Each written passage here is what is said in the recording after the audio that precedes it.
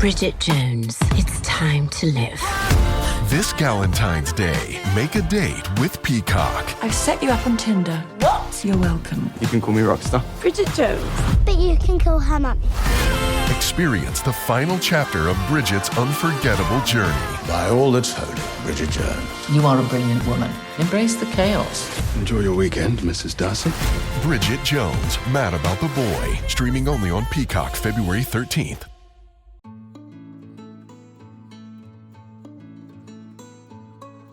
Hello and welcome to Raising Me, where we dive into the things that we experience as parents every day and turn to the experts for advice. I'm Adrienne Stein, a mom of three ranging in age from kindergarten all the way to high school, and I'm also a longtime Emmy Award-winning journalist. A quick shout out to our sponsor, Maine Health, for helping us to bring you today's episode. We are talking about teens and dating, and boy, look, it's hardly a newsflash here, but things are so different from when we were their age. Texting, social media, the instant availability, all of these things. The pressure is real, and so are the risks. And we are lucky enough today to talk with Caroline Botchler-Labrie. She is a longtime high school health teacher and even won High School Health Teacher of the Year in Maine in 2023. We are talking crushes and breakups and drama and the red flags that we as parents should be aware of. I'm telling you, I got the chills several times during this conversation. So whether your kid is, kind of just starting to show some interest or already in deep, we got you covered. Check it out. Caroline, so glad to have you here. We're talking about teens and dating and relationships. You're a longtime health teacher at a high school, which working with teenagers, oh my God, it seems like it could go great or be a nightmare. What is it that you love about your job and what you do? I think the fact that we're teaching them skills that they need for the rest of their lives. I teach how to be a communicator, how to actually try to hear people, how to feel understood, how to manage your stress, how to just personal responsibility, overall wellness, relationships, communication, decision-making.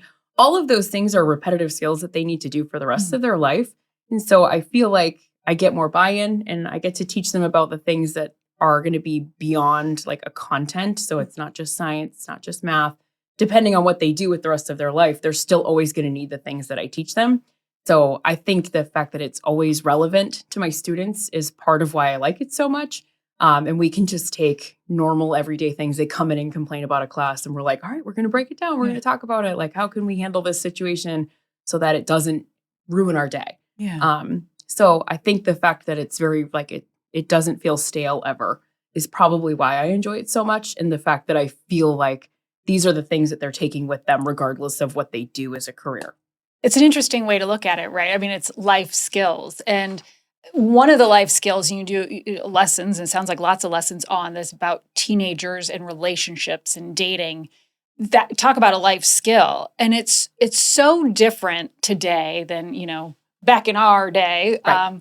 But why is it important for parents to have open conversations with their kids when it comes to dating and relationships?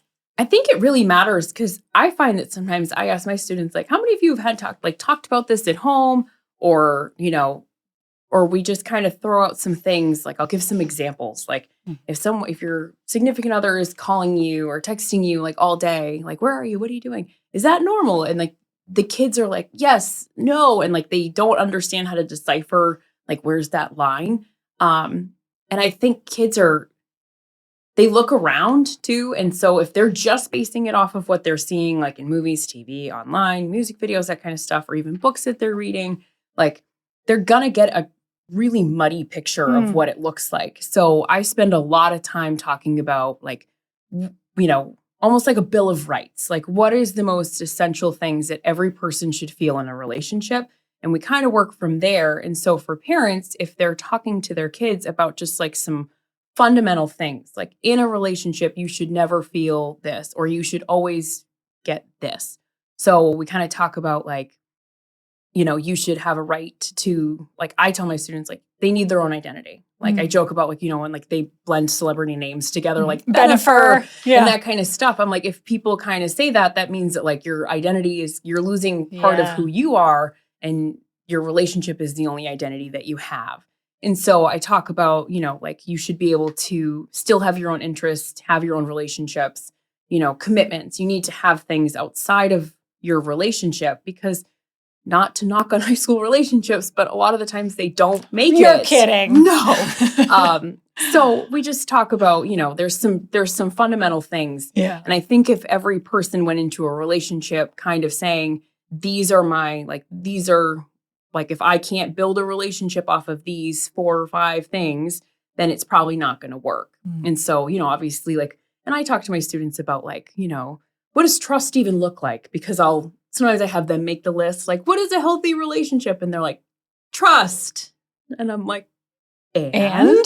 That's like a good place to start, but there's so much more. And you hit a little bit about too on the influences, and what are you finding are some of the influences on teenagers when it comes to dating and relationships today that maybe, weren't around? I mean, social media obviously comes to mind, but what are you finding are the biggest influences for teens when it comes to? I think one of the biggest ones is a part of it's, obviously the technology part of it, but we've just become more available all the time in the sense of like our phones. So it's like, obviously like I could text my husband right now being like, what are you doing? Right. And obviously if he's not busy, he could answer me pretty quick.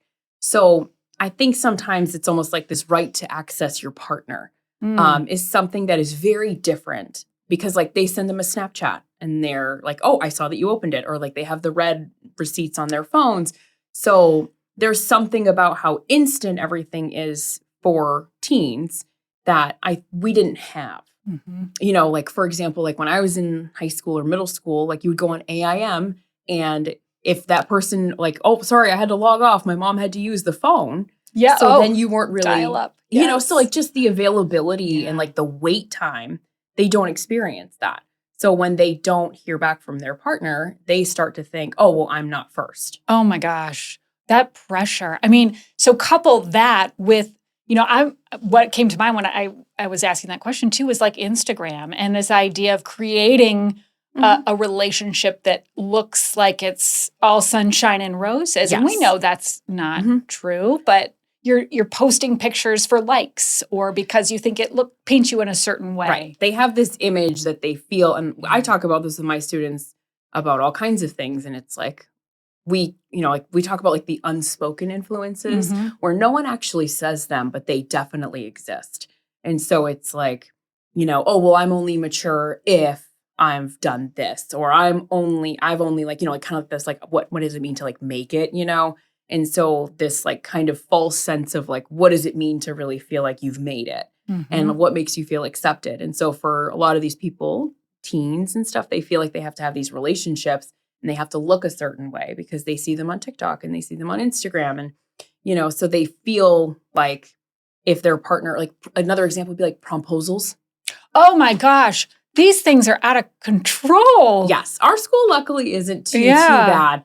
But like, exactly like same thing. Like, it's like these big pressure, grand gestures, like, like for an Instagram moment. Right. And it's like, okay, like, and I talk to my students about that where it's like, how many likes is it? Oh, well, I got this many this time. Well, so I didn't get this many this, I'm like, I said, it's, you're never, and it's honestly kind of like how you talk about how like substances like elevate your brain chemistry. Well, a certain amount of likes will elevate your brain chemistry more than another one.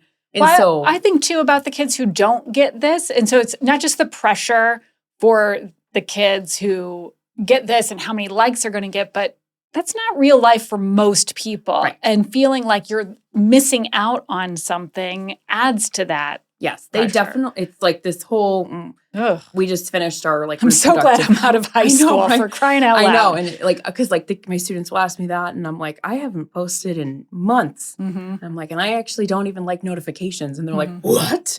But it's like, you try to model that like, your life is more than this little rectangle that you hold.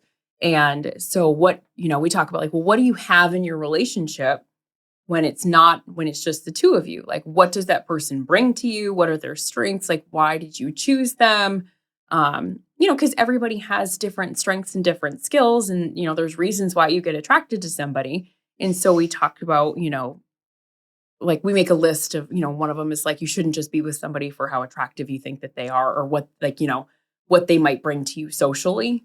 And we talk about, like it's more than that. And because I explain, like I joke about like hot sauce. If you ate hot sauce, spicy wings all the time, eventually you'd be like, oh, this isn't that spicy anymore. I said, so you will acclimate, for lack of a better term, we say you acclimate to their hotness.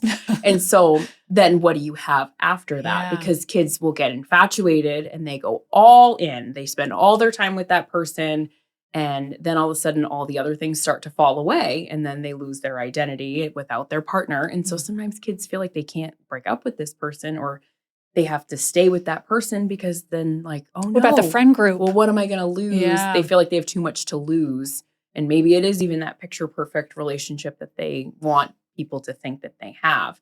And so sometimes teens are, they just date because they feel like they're supposed to. And it's like, you don't have to if you don't want to. And right. like, I feel like there's some kids who do a really great job of that where they're like, no, I'm not doing that. That's a waste of my time. No, I'm not doing that. I can barely take care of myself, let alone another person. Like, some kids have a really great perspective on it.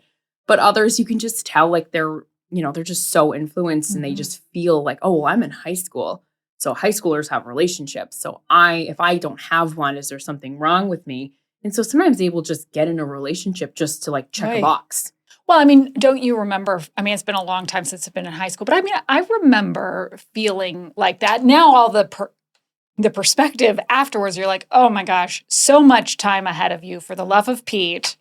Chillax about it. Yeah.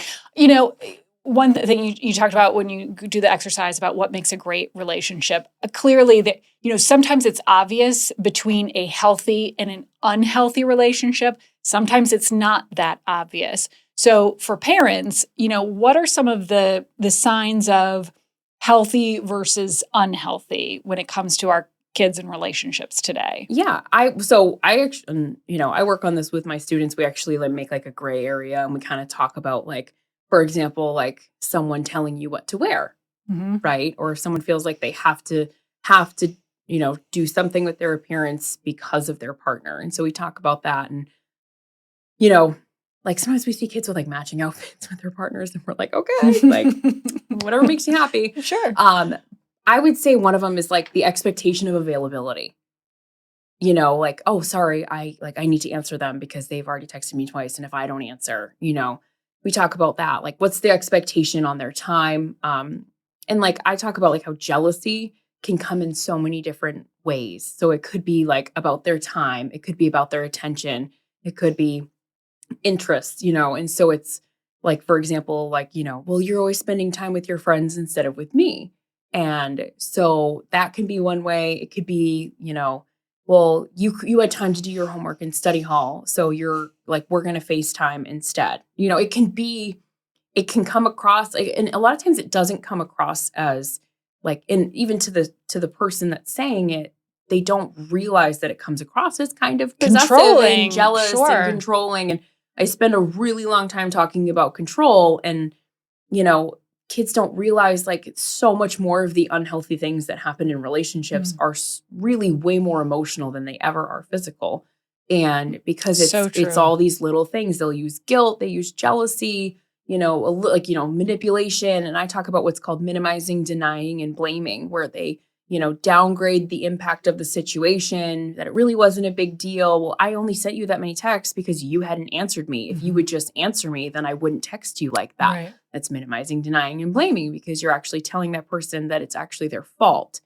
And so it's like it's like victim blaming. And so minimizing, denying, and blaming is a really big deal. So it's like, well, I wouldn't have shown up at your house if you had just answered me. And if you answer my text, then maybe I won't have to just I won't be mad at you. Or then they expect things in return for upsetting them. So there's a lot more of the emotional things and a lot of those mind games that happen way more. And I teach high schoolers and, I see sometimes you see two kids that like, okay, well, they're both seem pretty good kids. But then once you add this relationship to it, some of those insecurities come out and they're, they feel like they just do things and they don't even realize it. I think sometimes kids don't realize that, or I say, if this was happening to you, would you be okay with it?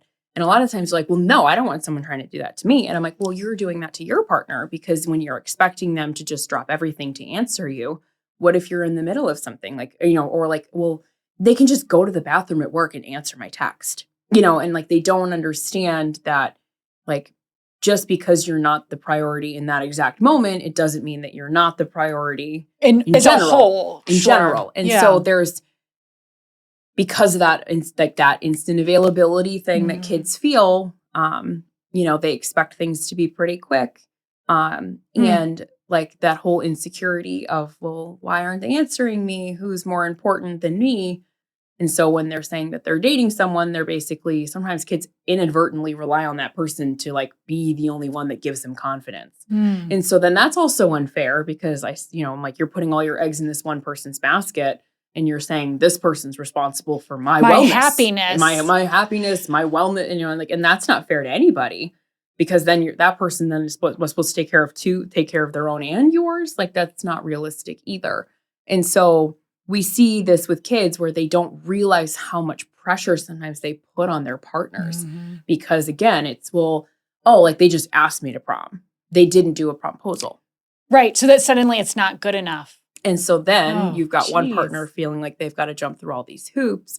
And if you point it out like that to someone, they're like, oh, well, I wouldn't like that. And it's like, okay, that's what you're doing. But again, with teens, they can't always see the empathy component of seeing the other side is really hard for them. So it's like holding up that mirror. Yes. Right. And not everybody has you or somebody as a resource to help hold up that mirror. Right. And, these are life skills, because what you're describing, I have certainly seen in adult relationships with friends and family members, well beyond high school. What you're describing are a lot of red flags. Yes. What are some of the other red flags that you have experienced or kids have come in and talked to you about, and you're like, okay, whoa, that's a hard stop kind of situation? I spend a lot of time talking about what does isolation look like. Okay. And I think this is, you hear that word and you're like, whoa, it seems like a bigger word, but it's like using jealousy to justify actions. So it would be, like, oh, I'm picking you up from practice. Well, that layer right there, that person's going to feel like it basically starts to impact those things that are supposed to be separate from their partner. Because if let's say I'm at field hockey practice and my boyfriend said that he's going to pick me up. Okay. Well, now I know that, like, I'm going to keep looking, thinking he's going to show up, and he'll probably show up early. And so that then once practice is over, I'm expected to just run over. Right. And just go. Right. And then it's less time with my teammates. Ooh. Right. And it's subtle things like that. Sometimes the fault, like how much someone checks in, really does have an impact. Like the going through the phones and stuff, where it's like, well, if you have or they'll say, well, if you have nothing to hide, then what are you, why are you worried about it if you have nothing to hide? And then if you, like, so sometimes kids will say, okay, fine, well, show me what's on your phone. Like, well, you don't need to. Don't you trust me? So then it's this backward, it's just. Oh my gosh, I'm so glad I'm not in high school. I also think too, like, what I'm hearing, boundary setting is so critical. So much easier said than done, especially when it comes to teenagers. So like, what kind of how do you teach that? Not just setting the boundary, but then upholding the boundary. And that's what's really hard. So I actually teach a whole unit on communication before I start talking about relationships. So we talk about the difference between someone being a passive communicator, a passive aggressive communicator. What does an aggressive communicator look like? And ultimately, like, how is being assertive, and I almost, kids are competitive. So I'm like, really the ultimate way to win a conversation is to be assertive. And I'm like, but really assertive is not about winning, but I always tell my students limits and boundaries are self-defined. You have to know what you're okay with, and you have to feel confident in communicating those things. So I try to teach my students that if you can't do those things and you can't communicate them to somebody, then you're not really ready for what would be next, whether, in a relationship or anything like that, because if you can't communicate those things, no one's a mind reader. So we talk about how if someone's more someone will always divert more control to the person that seems more confident. So sometimes I talk about how, because kids are like, well, why would somebody do that? How could someone just start bossing the other person around and making all the decisions? And I'll say, well, sometimes it happens on accident. because the more passive person just feels happy to be picked to be on the team. And they're just so excited to feel chosen by somebody that they will just go with the flow. And then they've given that other person too much control. And who likes to give up control? Right? I said, so sometimes it happens on accident. So sometimes you're just accidentally just letting the other person make all the decisions and be in charge and doing what they want to do because you don't know whether it's, you don't necessarily disagree, but you don't fully agree because you don't necessarily know. So when we talk about limits and boundaries, and it's hard too because they don't know all of them. But I also try to teach them the confidence to say, I don't know, so I need to think about it. And be able to, and then that's a full Being answer. able to say it. Right. You know, and you can walk away and take that time to think and being about able it to or say, whatever. not right now. And like, being able to be assertive about it. My students, if any of them watch this, I'll be like, hey, you're going to create an assertive statement. And they're like, oh, I know. But it's so important because they practiced it on scenarios that would totally happen in their life. Yeah. But they have to say, based on this scenario, this person should say, like, I feel uncomfortable because I don't know how I feel. I want time to think about it. And that's okay. Right. And so we talk about, like, you're allowed to change your mind. And if you feel like you can't communicate that, what does that really say? And so we talk about the difference between, when someone, and again, how you sometimes inadvertently give somebody the upper hand or more control. So how do you communicate with somebody when you already feel like they're kind of in charge? And so that's what's really hard for kids sometimes. And that's why sometimes relationships can just seem so imbalanced. And sometimes kids, they end up in those and they didn't even realize it. And then There's a slow transition. And to that's, that. It's like, more on one side, more. And so sometimes people do it on accident and they don't realize that they've just been the boss of their entire relationship. So it happens way more than I think people realize. And sometimes a lot of times they'll kind of break up before it becomes like, whoa, one person's just like they are driving and the other person could just be in the back seat.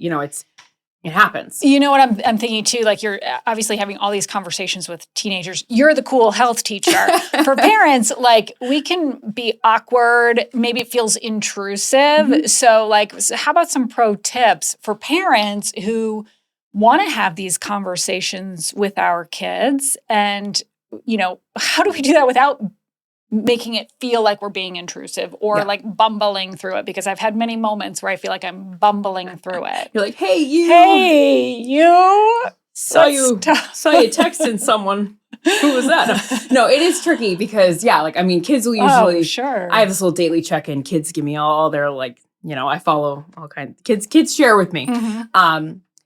So in sometimes if you're ever watching TV in the same room as your teen, and something pops up, you could be like, do you think that is that how this is? And a lot of times they'll be like, no. And you're like, well, do you think that was okay?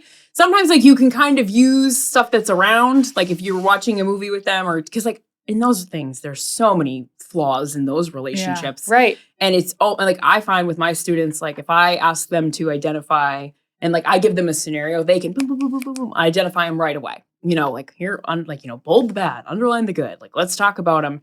And I think just kind of, letting them know, hey, if you're going to start dating, I'm excited for you. That is an exciting part of your life because it's a whole other chapter and it brings something really different to your life.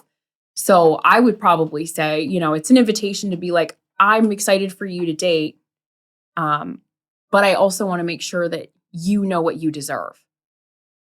And so it could be a conversation around, what you think you deserve in a relationship. And it would give somebody just some lines in the sand because a lot of times kids don't know either. So it might just be like, I hope that you feel like you deserve to be able to share and feel like you can share with your partner.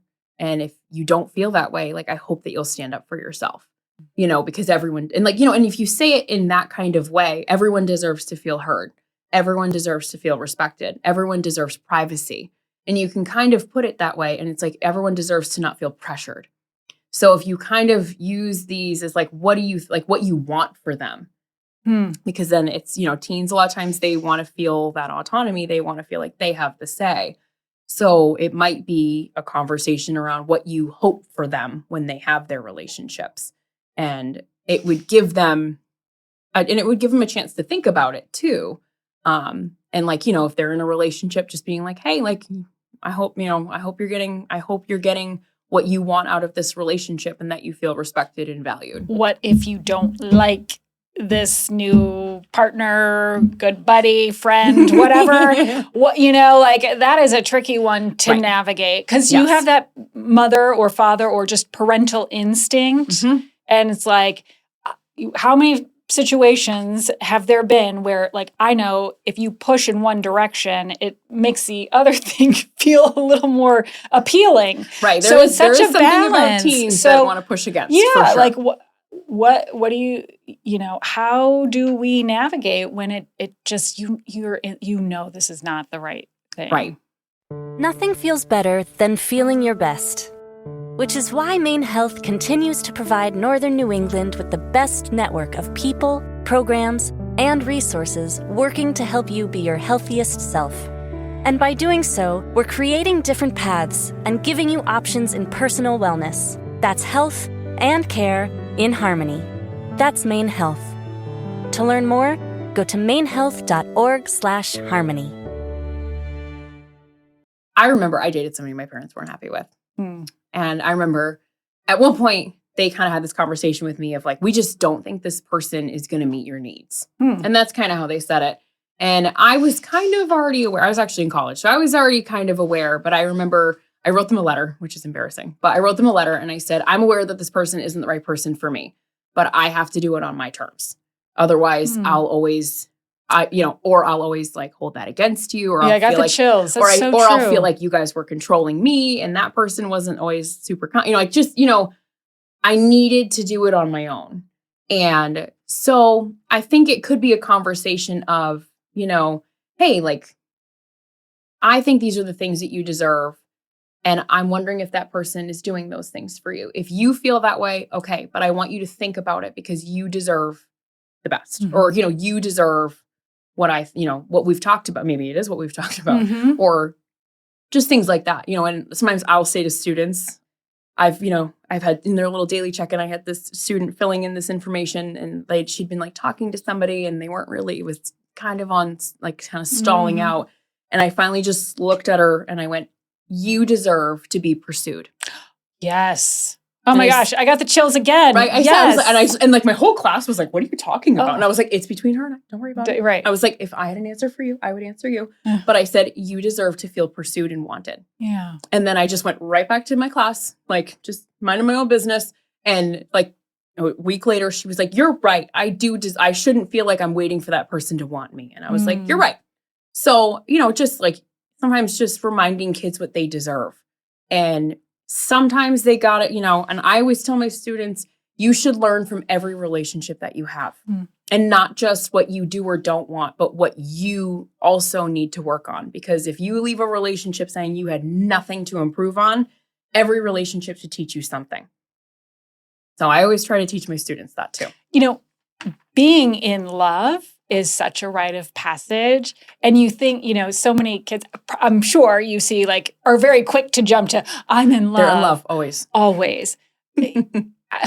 How do we help our kids, like, really identify when love is at the center of this or we're in infatuation mode and distinguishing the difference? Right. So I try to tell them I classify it as like high school love versus like, and I kind of explain the difference, and I'm like, real love is just this utmost layer of security. I just talk about the fact that like I can be the worst version of myself and there is no stipulation around it. Yes. That kind of thing. And, I said in high school, it's a different kind, it's a different kind of love where like, they're not capable of making those types of sacrifices. But you wouldn't really want them to either, So I think, when they say I love you, I'm just like, oh, it's so cute. sweet. Like it's not the real love, but for them, it's what's real. Yeah. And so I don't try to squash their dreams on it, but I usually will try to say, you will have very different types of love throughout your life. That's a good way to put it. And so, I'm like, this is the type of, this is high school love and that's fine. Feel your feels, but, it's totally different when, you know, and I joke about like, you know, when you're really, really sick, I said, did you tell him you threw up or did you tell him you were on the toilet for a long time? I said, there's different types of love right there, you know? And so they kind of look at me like, are you kidding me? I'm like, they're like, you're going to talk about poop. And I'm like, well, I said, when someone truly loves you, they just don't care. I said, or I joke that like real love is beyond, you know, I joke that like when you fart in front of this person, you're probably a little bit elevated because they're like,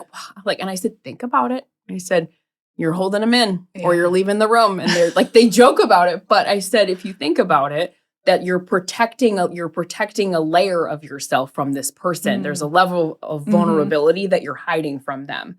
And so when you don't do those things, it's a very different, it's like the raw version of yourself. And so high schoolers, they always keep that. They guard that. So there's a very different type of love around that because obviously when you're willing to just be like, I don't care how terrible I look right now, like we're going to go to the grocery store, you know, like it's, or just that, you know, like what we would perceive as like the worst version of yourself. Yeah. And if you're not willing to show that to that person, then, you know, it's high school love and it's okay. But nothing wrong with that for sure. And, you know, sometimes in high school love does evolve and, you know, you hear those amazing, wonderful, lovely, lovely stories. The reality is, as you alluded to earlier, like many, usually most do break up. So let's like just talk about navigating a bad breakup. Like I tell them for every week you're together, you got to give yourself 2 weeks to recover. Ooh, interesting. I got the chills. So I kind of you know, and I joke I'm not a math person, but it takes 21 days to form a habit. Okay, yes. So if you were with that person for at least 21 days, right, they've become a habit. They have become a part of your brain where you consider that person. They are on your brain. They're on your heart. You think about them. You consider them. You text them. So when you're with somebody for a long time, you have to form new habits without them. So one time, a couple years ago, this was probably like my third year of teaching. This couple had been together for like 2.5 years, which is a long time. 20 years in real life, right? That's a long time in high school. And they broke up, and he was like, "I don't know what to do. I feel like if I talk to her, we're gonna get back together." I was like, "No, you can't talk to each other." Yeah, I was like, "No. Stop." I said every time, and he's like, "But it's so hard. Like when I go home and I'm after practice, and I don't know what. Like normally we would hang out, or we would talk on the phone, or we would FaceTime, and like that kind of stuff." And he said, you have to find a new habit. So I said, sounds dumb. I was like, do like 10 push-ups or floss. Do some random healthy habit every time you would normally like activate that habit of that person. Oh, that's a pro tip right there. And it was really funny. He's like, I've been doing push-ups and sit-ups every night. And I was like, you got it like for 3 weeks. You've got to not talk to that person unless if you have to, not to avoid, but like, just you need to disconnect this person from your habits. And so for about 3 weeks, you got to hold strong. I'm like, tell your friends, make plans to be with your friends, keep yourself busy, distract yourself, like block that person's number, trade phones with somebody for a day. I don't know, just something. But about 3 weeks, and then your brain, just kind of releases that habit. And then if you replaced it with something healthy too, it's win-win. Right. So I just had this in my homeroom, had a breakup. Oh. She was really bummed. And I was like, you got to give it 3 weeks. I was like, 3 weeks. And I said, I think you'll be okay. They moved on. Less than 3 weeks, but they moved on. What I think about too is going back to your talk about availability and just in relationships and social media makes a breakup very difficult. Yes. For one, you've got pictures of you and your ex possibly or the probably. Posts come down. So that. And then you still, in many cases, unless you get blocked, have access to your ex's social media. So like, how do you keep your teen from becoming like, infatuated with your ex still on social after a breakup? Because that really feels so unhealthy. Right. But it's hard not to do. Just the curiosity. Well, what are they doing how now? easy they can do it without anybody actually looking and seeing that they were doing it. Yeah, and sometimes I'll recommend you need to unfollow them, you know what, and maybe especially in high school, you're gonna have classes with this person probably, you're gonna see them around, so it's either depending on the platform, you can kind of I think Facebook you can hide people from the feed. Yeah, but are high schoolers on Facebook? I feel like my high schoolers love Facebook Marketplace. Okay, out of randomness. But mostly it's like Instagram and Snapchat and that kind of stuff. So realistically, like the healthiest thing is you need to remove them. Like choose your, and I always tell them, you have to choose yourself, right? Because depending on how the relationship ended, I'm like, okay, well, they didn't choose you. So you need to choose yourself. And you need to choose what's better for you, because at this point, that person's not going to do it. And so I'm like, you have to choose yourself. And so we recommend, like, what does that look like? How do you choose yourself? How do you form healthy habits? Like, spend time with your friends. I always joke, I'm like, what's your favorite food? Get your favorite food. Like, you have to treat yourself time and then healthy habit time. And so it is, but like the unfollow is a strong recommendation. Strong, very strong. What can we do as parents to model healthier relationships for our kids? I think communication is just so important because for teens, right? And like, when I teach that unit, sometimes kids are like, that's what my mom, like, oh my God, that's how my parent. And I'm like, okay. And I'm like, well, I said, you can't fix somebody else. And I always joke, I'm like, you cannot. I said, you are throwing stones when you live in a glass house if you're calling out other people's communication styles. I'm like, you can only work on yourself.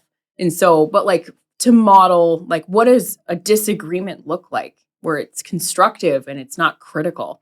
Like if you're disagreeing about something, sometimes like modeling that in front of your kids so that they can see, like, okay, we do not agree about something, but instead of getting critical about each other, and I always say avoid phrases like always and never. You never listen to me. You always say you're going to do this and then you don't. And so it's an it's an exaggeration. We do this with our feelings, right? You always say that you're going to take out the trash and then you never do, right? So always and never are really, like, I call them like, like potholes in your road of communication. And so it, and like, how do you hear somebody without getting defensive? And I always say to my students, if someone is willing to talk to you about something that they're upset about, you have to realize how much it took for them to be willing to tell you. Yeah. Because that can be scary. It can be. And so when someone is really trying to talk to you, and I give them examples, I'm like, how frustrated you feel if you're talking to someone, you feel like they're not listening, or they just heard you, but they're dismissing you. And we do all kinds, we do like tons of scenarios with conversations and showing that, like, not really listening, are you listening to understand? Or are you listening to reload your own points? And so for parents, being able to model, like, listening to understand where the other person's coming from. And it's not always about winning, because if it is about winning, you're never going to win. And neither is the other person. And it's at the expense of their feelings. And people will always remember how you made them feel. And so when you're talking to kids and like modeling, how do you talk when you're disagreeing about something?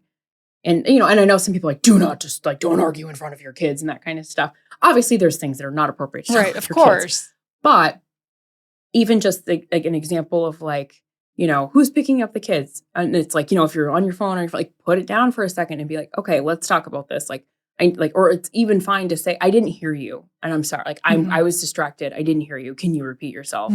Because you're modeling that you're being attentive and being an active listener, because you're showing engagement and that you're listening. And I think sometimes we're just so busy and it's so easy to just, do that. My husband and I, we are in the car a lot. And so we model this with our kids in the car. So we'll answer and I say, all right, Olive, Violet, say hi to dad on the phone. So he knows that they're in the car. And so it'll be, you're like, all right, tell me about your day. Like, what happened today? Are you like, and like just showing that you're paying attention to your partner, because even those little details, like if that person sees how their parents pay attention to and each care, other, showing care. Yeah. And my parents always had a rule, like, my parents also did some marriage counseling for like a really long time. So that was always really frustrating, because sometimes you just want to vent and be heard. And they're like, well, what was your role? And I'm like, come on. But, taking that time to like value and respect each other in front of your children, because it also gives your kids a baseline of respect that they should expect in a relationship. So.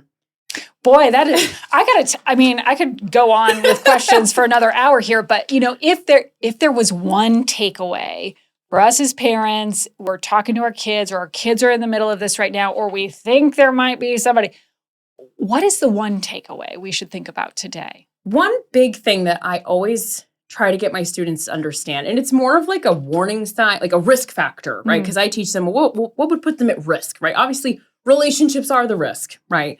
But I always tell my students, if someone has an age gap on you. So what I will talk about is like, okay, what does a senior really have in common with you? Or, I literally use the phrase, if you have to do math, the answer should be no. And the younger person will just surrender control so fast without even realizing it because they're just excited. Mm-hmm. And it sounds kind of harsh, but I will say to my students, what is going on in that person's life that makes them undateable to people their own age? Ooh, whoa. And interesting. We do some dating scenarios. It's actually from a program in Washington called In Their Shoes, and it's a dating violence prevention program. And one of the scenarios, it's a 21-year-old with a 16-year-old. And so the 16-year-old feels so special and chosen, right? Like they could be with all these people and they are choosing me. So they make them feel special. So I tell my students, I'm like, it is a lot cheaper to please a 16-year-old than a 21-year-old. Mm. And they're like, well, what do you mean by that? I'm like, okay, someone shows up with a $6 Aroma Joe's drink for you and your day is made, right? I'm like, somebody wants to make my day, that's a $58 pedicure. Right? Right. And, a nice dinner out. For right, sure. Exactly. And I'm like, your self-esteem is easier to build up. I said, if someone tries to pay me a bunch of compliments, I'm thinking, why are they laying this on thick? What do they want? And I said, so when someone is older and has more either experience dating or just more confidence and all those things, I think it's just such a risk. What made them undateable to people their own age? That I joke that they have to drop down a weight class. Oh! But my kids get it, And I say, well, why aren't they dating people their own age? Yeah. What's going on with them that they dropped down a weight class? And I'm like, there's nothing necessarily wrong with you. I said, you're going to feel special and chosen, but you're also just going to inadvertently give them all the control. Mm. And so when you're talking about for teens and stuff and for parents, I teach that to my students. So if they go to Levitt, they're hearing that. Mm. But for parents, when you see that age gap, and that's what's hard because they still have to make their own choices. And, you want to respect them as their frontal cortexes are developing. They still got another 10 years. Yeah. But it just is something that really stands out. Wow. And so that conversation might look like, they're older than you. Like, how are you feeling about that? Like, have they had relationships before? And it might just be like, I know that they're older than you, but don't forget that you deserve to be a part of the decisions as well. And just because they have had relationships, it doesn't mean that they're in charge. Wow. Pro tips. You'll have to come back. We'll do a part 2. Okay. Caroline, thank you so much. I also want to just mention we will have more resources on our website, which is wgme.com/raisingme. Such a pleasure. Pro status. Caroline, thank you. Thanks.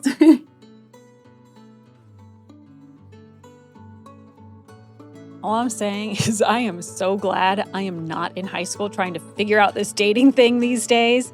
A big thank you to Caroline. I'm telling you, she is so cool. She is one of those teachers. Her students are lucky to have her several times. I just really had some eye-opening perspective taking here. At first, just that constant connection. It was hard enough. You probably remember back in the day, but now this expectation that you're always somehow available and in some case can even see where your crush or your boyfriend or your girlfriend, whoever, is in real time. Yeah, no thank you. But these kids, they know no other way, really. And the pressure, like the promposal type things, creating big moments, great if you get one, but then if you don't, you have that creeping feeling of being less than, even if you have, the nicest potential boyfriend or girlfriend in the world. There were just so many moments in this conversation that I really underlined, but two more in particular. That guidance on breakups, build a new habit for every week you're together. You need 2 weeks of recovery. I'd never heard it put like that, but that really makes sense. You just really need to intentionally create a new habit. And then loved this. Caroline telling her student, you deserve to be pursued and wanted. Yes, yes, yes to that. Oh, okay, and then that age gap part, that red flag and the mic drop that she had. What is going on in that person's life that makes them undateable to the people their own age? I mean, come on, fair question when there is a wide gap and the inadvertent power that can be given up in that scenario. A big thank you to Caroline and to you for listening to Raising Me. I'm Adrienne Stein. This episode is edited by Megan Littlefield and produced with Nate Eldridge. Thank you also to our sponsor, Maine Health. Please follow Raising Me wherever you get your podcast and consider a positive rating and review so others can find this message as well. Wherever you are, I hope you learned something new and get to take a little time for you.